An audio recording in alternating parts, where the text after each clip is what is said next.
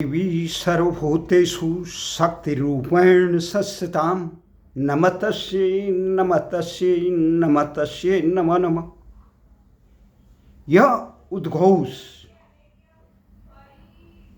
भारतीय संस्कृति का यह दिव्य उद्घोष आज अमेरिका के राष्ट्रपति ने उस समय किया जब उन्होंने ईरान के 3 परमाणु संस्थानों पर विस्फोटक हमले करके अपने राष्ट्र को संबोधित करते हुए कहा, शक्ति से ही शांति आती है। वहीं अमेरिका के राष्ट्रपति की इस कथन का समर्थन करते हुए इस्राएल के राष्ट्र प्रमुख नेतन्याहू ने कहा, शक्ति से ही शांति और समृद्धि आती है। और हजारों सालों से भारतीय संस्कृति इसका अमर घोष करती है, जिसे शंकराचार्य ने ये कहा था, न मंत्रम नो यंत्रम तत्। शक्ति की उपासना करते हुए उन्होंने कहा था कि शक्ति के बिना शिव भी शव है, शक्ति ही आराध्य है। भले ही भारत की आज़ादी के बाद देश के हुक्मरान शांति शांति का पाठ समझ रहे हैं, कहते हुए राष्ट्र की हितों पर एक प्रकार से कुठाराघात कर चुके हैं। विश्व को दिशा देने वाले भारत को इतना कमजोर कर दिया है कि कोई भी आतंकी आकर भारत की संसद से लेकर भारत के सामरिक स्थानों से लेकर भारत के आर्थिक प्रतिष्ठानों से लेकर भारत के शहरों तहस नहस कर देता आतंक से। अमेरिका आके हमारे हितों पर रौंद देता है। हमारे हितों को रौंदने वाले आतंकी पाकिस्तान को संरक्षण देता है और विश्व में शांति का पाठ फैलाता है। भले ही अमेरिका के राष्ट्रपति कहें कि हमने 40 साल से अमेरिका और इस्राएल को मिटाने वाले की धमकियां देने वाले, हमारे हजारों नागरिकों को मारने वाले ईरान को सबक सिखा दिया है और उसको अब उस पर निर्भर है, अगर वो हमला करेगा तो उसका विनाश होगा सारे। अब शांति नहीं तो सर्वनाश होगा। अमेरिका के इस हमले में आज सुबह जो अमेरिका ने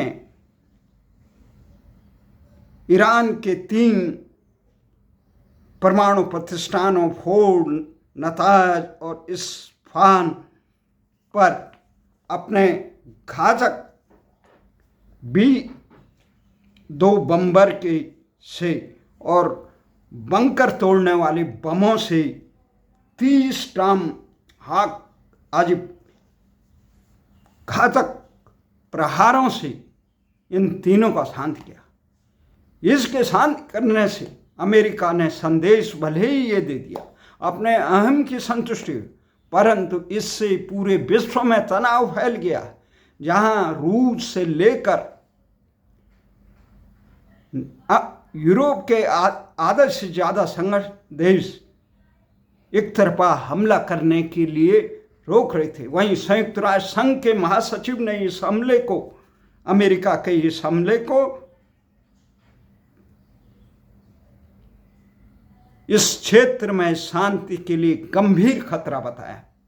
वहीं रूस, चीन से लेकर तमाम देश इसलिए आगाह कर रहे थे।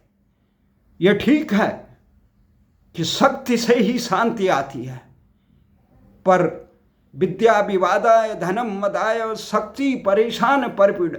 जिसके पास, दिशाहीन व्यक्ति के पास, आतताई व्यक्ति के पास और संसार में केवल अपने हित के लिए दूसरों का संहार करने वाले व्यक्ति का जब शक्ति आती है तो उसका परिणाम वो कहता है केवल मेरे अलावा किसी के पास ना हो। यहाँ तक परमाणु बम का सवाल था। परमाणु बम खुद इजराइल के पास भी है। ये ठीक है ईरान को नहीं कहना चाहिए कि इजराइल का अस्तित्व मिटा देंगे, अमेरिका का अस्तित्व मिटा देंगे, परंतु ईरान जिस प्रकार से इस समय परमाणु संस्थानों पर हमला करने के बजाय इजराइल को उस समय हमला करना चाहिए था जब ईरान के प्रॉक्सी संगठन, आतंकवादी संगठन हमास से लेकर हुती से लेकर हिजबुल्ला ईरान इस्राइल पे हमला कर रहे थे। उस समय ये कहते हैं कि ये इस्राइल को मिटाने के लिए काम कर रहे हैं। ये परमाणु बम पर के साइटों पे हमला के नाम पे पहले ईरान पे हमला करना उचित नहीं है।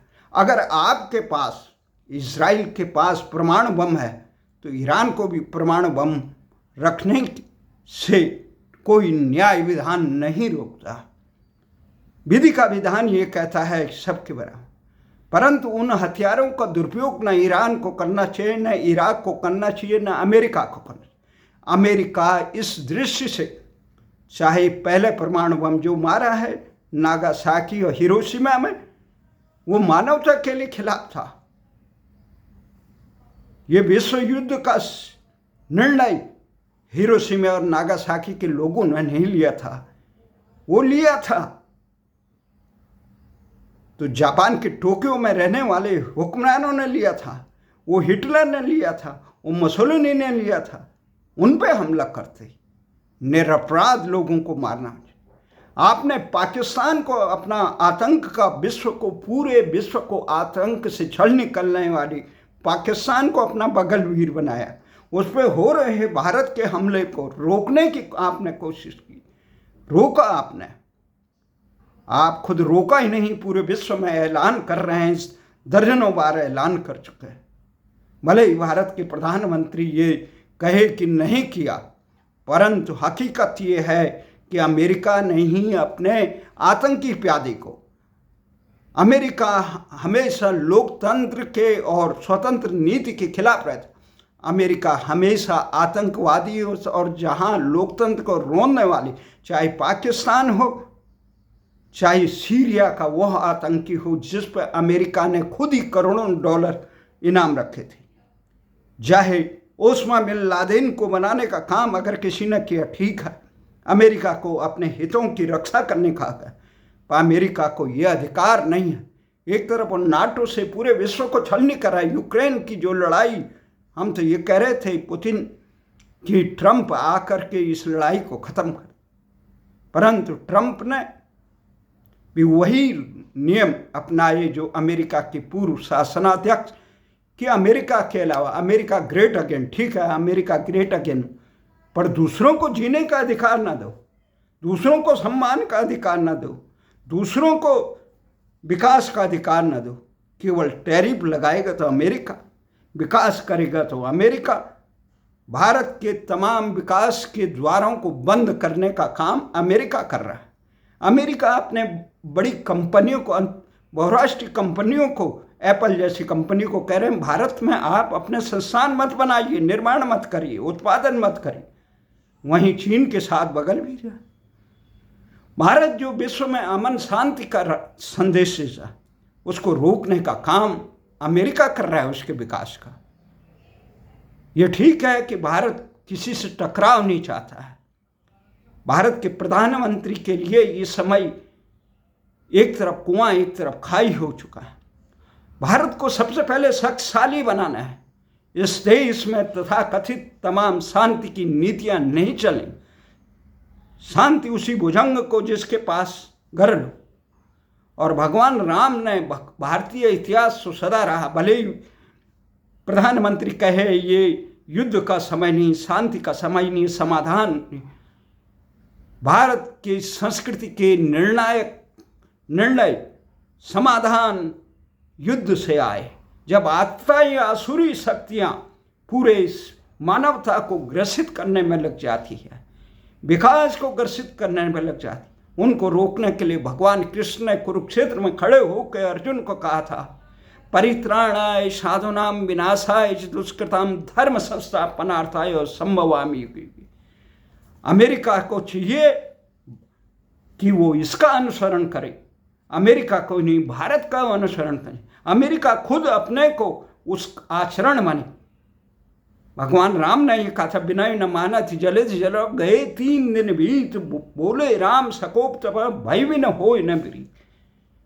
परंतु भय किसके लिए? विकास के लिए, निर्माण के लिए, न्याय के लिए। भय और ये आतंक विश्व को शोषण करने के लिए नहीं, विश्व का दोहन करने के लिए। लोकतंत्र का विकास हो, न्याय का हो, सारे चीज को जियो और जीने का अधिकार हो। ये नहीं केवल हम ही जिए, अमेरिका ही जिए और कोई न जिए। ईरान को भी ये छोड़ना होगा, वो गलती हो गई। और ग्रेटर इजराइल का सपना, इजराइल को भी छोड़ना हो, इजराइल अपनी भूमि पे रहे। अरब देशों को भी चाहिए कि इजराइल के खात्मे के लिए जो उनका नापाक इरादा है ईरान और वो उनके लिए आत्मघाती साबित होगा, मानवता के लिए आत्मघाती। इजराइल को भी शांति से रहने दो, उनकी किस प्रकार की परिस्थितियों में रहे हैं, पर इजराइल को भी चाहिए कि दूसरे के अस्तित्व को स्वीकार करे। इजराइल पे बहुत घातक हमले हुए, इजराइल ने बहुत शक्ति और अमेरिका के सहयोग से इन घातक हमलों को रोका, पर यह विनाशकारी स्थितियां। आज अमेरिका के राष्ट्रपति को कहना चाहिए कि आप ईरान के साथ इजराइल को भी रोके कि वो ईरान पे हमला न करे और खुद भी रोके, तब तो ठीक है। नहीं तो प्रतिशोध की इस ज्वाला में पूरा विश्व की शांति खत्म हो जाएगी। जिस प्रकार से अमेरिका ने यहाँ तक, अब सर्वनाश की बात अमेरिका कह रहा है। अमेरिका का इरादा ही शुरू से ही, इजराइल और अमेरिका का इरादा किसी भी बहाने ईरान में सत्ता परिवर्तन करना। ये ठीक है कि मानवता के लिए खिलाफ काम नहीं होना चाहिए, नागरिक अधिकारियों का कुचलना नहीं चाहिए, अंध कट्टरपंथ और अंध विरोध उचित नहीं है, परंतु दूसरे देशों को अपनी संस्कृति का अनुसरण करने की छूट नहीं। तुम्हारे इशारों पे अमेरिका जिस प्रकार से ये इराक और लीबिया में लीबिया का तो जन कल्याणकारी शासन था, उसको खत्म करने का काम किया। हो सकता तानाशाह हो, पर आप लोगों ने तानाशाहों को और आतंकवादियों को संरक्षण दिया, चाहे सीरिया में हो, चाहे पाकिस्तान में हो, बांग्लादेश में हो। आपने विश्व के निर्वाचित सरकारों को ढहने का काम किया। आप भारत के विश्व शांति में लगे हुए थे, इस भारत की शांति को खत्म करना चाहते हैं। हमारा ये मानना है कि अमेरिका जहां ईरान पे नकेल कस रहा है, वहां इजराइल को भी कहे कि वो अब हमला न करे और दूसरों को जीने दे। वो ये सबक सिखाए, ईरान को भी बोले, इजराइल को भी बोले, गाजा वालों को भी। आप हमास को अलग कर सकते हैं, हिजबुल्लाह को अलग कर सकते हैं, हुतियों को अलग कर सकते हैं, परंतु आम नागरिकों को निर्मम हत्या कहीं स्वीकार नहीं। निर्दोषों का, गुनाहगारों की हत्या बिल्कुल स्वीकार है, उससे ही शांति आती। इसलिए हमारा ये कहना है, भारत को ये सबक सीखना होगा कि शक्तिशाली बने। यहाँ अग्निवीर बनाने की जरूरत नहीं है, पूरे देश को इतना मजबूत करने। ये सफ़ेद हाथी पाले हैं नौकरशाह और नेता, इनको अरबों खरबों रुपये लुटाने के बजाय देश की सामरिक शक्ति को ऐसा मजबूत करे, कोई ईरान की तरह भारत की रक्षा प्रतिष्ठानों को तहस नहस करने की हिम्मत न करे। इतने अनुसंधान करे। भारत की वायुसेना में संसाधन नहीं है, सैनिकों के पास, भारत के पास किस प्रकार चारों तरफ से खतरा उड़ रहा है।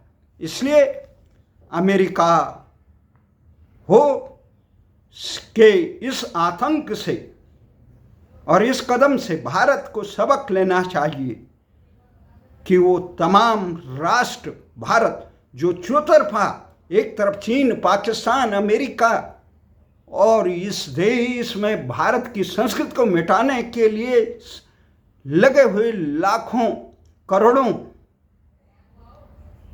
आसीन के सांपों के होते हुए भारत की सेना को कमजोर न करें, अग्निवीर न बनाए, मजबूती से वो करें और भारत के अनुसंधानों को करें।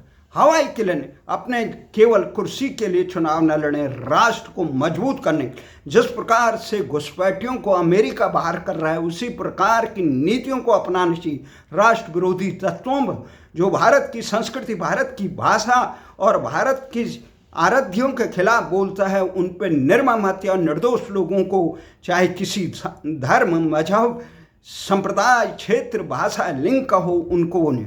परंतु जो भारत की संस्कृति, भारत की भाषा के खिलाफ अपने दलीय हितों को देख के कुर्सी के लिए कर रहा है, उन पर राजनीतिक रूप से प्रतिबंध लगा देना चाहिए निर्ममता से। परंतु राष्ट्र के हितों को किसी व्यक्ति विशेष, किसी क्षेत्र विशेष के लिए बंधक नहीं बनाना चाहिए। जय भारत, जय उत्तराखंड।